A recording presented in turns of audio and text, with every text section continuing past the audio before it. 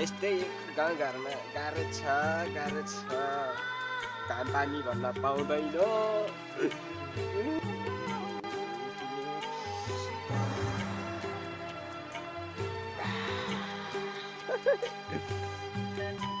एक दिन उठा घाँस काटेर लिएर च्याट्ट ल्याएर खोरमै झुन्डाइदिन्छु आज त।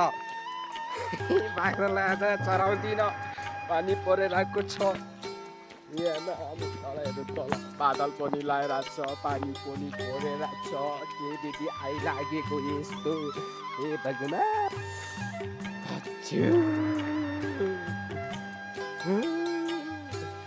यो झार्ने कि उतापट्टिको झार्ने? ए उतापट्टिको पो झार भनेको छ त हो। यो घाँस झार्नु पर्यो।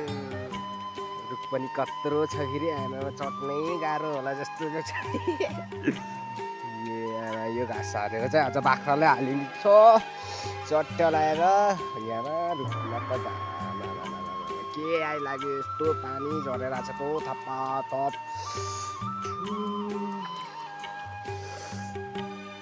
चढ्ने चाहिँ कसरी?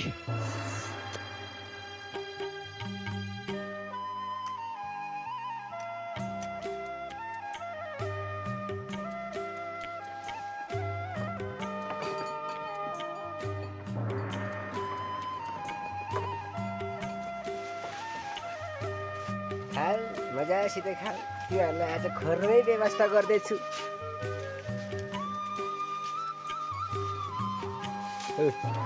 नखाइकन के हेरेको टुवा गरेर?